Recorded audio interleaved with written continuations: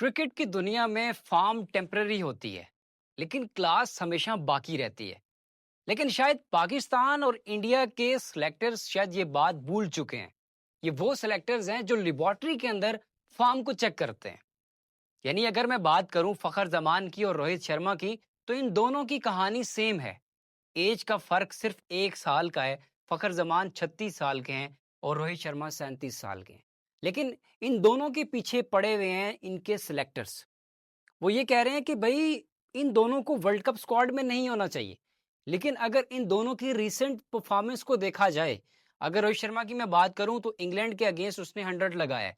Same as it is अगर मैं फखर जमान की बात करूं तो नेशनल कप में अभी रिसेंटली कल उस बंदे ने 123 रन की इनिंग खेली है। लोग कहते हैं कि एज के साथ जब एज बढ़ती है तो आपके रिफ्लेक्सेस कम हो जाते हैं, लेकिन इन लोगों के रिफ्लेक्सेस तो कम नहीं हो रहे।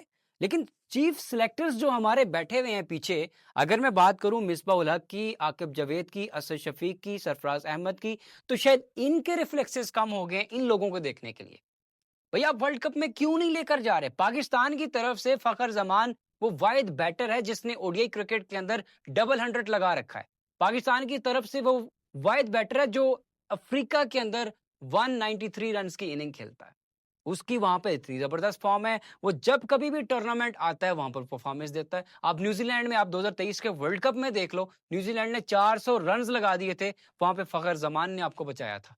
उसके बाद अगर हम बात करें, फखर जमान ने 2017 के जो आईसीसी चैंपियंस ट्रॉफी का जो फाइनल था, वहां पे उसने 100 लगाया था।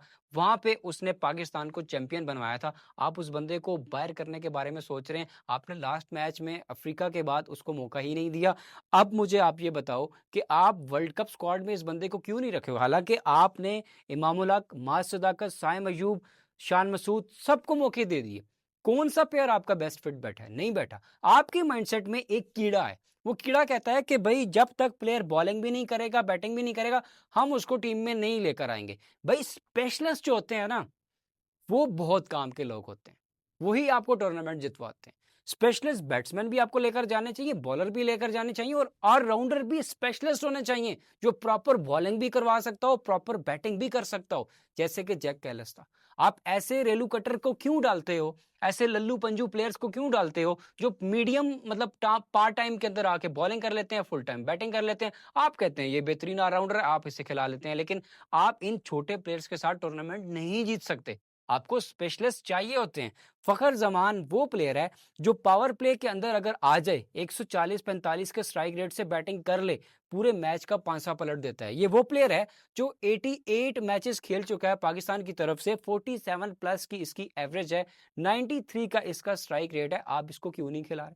20 से ज्यादा इसकी सेंचुरी है डोमेस्टिक में। ओवरऑल आप देख लो इसकी क्या परफॉर्मेंस है, आप इस बंदे को नहीं खिला रहे। Same as it is Rohit Sharma की बात करेंगे, उसके ऊपर भी तलवार लटकी हुई है कि भाई ये बूढ़ा हो गया है, इसकी एज 37 हो गई है, इसकी एज 39 हो गई है। कोई क्या कह रहा है, कोई क्या कह रहा है। अजीबो गरीब बात कर रहे हैं कि भाई वो भी बूढ़ा हो गया, उसकी फिटनेस नहीं है, आप उसको बाहर करने की कोशिश करें। वो लास्ट मैच के अंदर आपके सारे 11 के 11 में से सबसे बेस्ट परफॉर्मेंस उसी बंदे की थी, आप उसको बाहर करने के बारे में सोच रहे हैं। अफ्रीका के अंदर तेज पिचेस हैं, आपके पास ऐसा बैकअप कोई नहीं है जो इन दोनों प्लेयर की रिप्लेसमेंट देखेगा।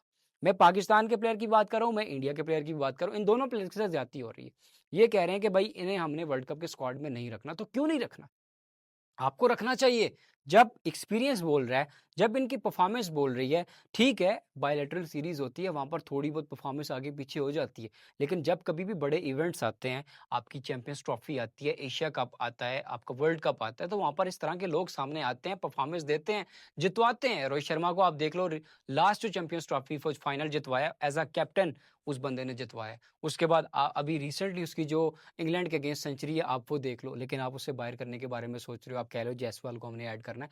जायसवाल को आप ऐड करो, लेकिन किसी और नंबर पे ऐड कर लो, कहीं आगे पीछे कुछ शफलिंग शुफलिंग कर लो। ठीक है, आपके पास ऑप्शन लिमिटेड है, लेकिन आपको रोहित शर्मा को बाहर नहीं करना चाहिए। विराट कोहली, रोहित शर्मा बहुत इंपॉर्टेंट एसेट है इस वक्त ओडीआई टीम के, जो कि इंडिया इस वक्त ऑलरेडी मुश्किल में है, क्योंकि वो सीरीज हार रहे हैं।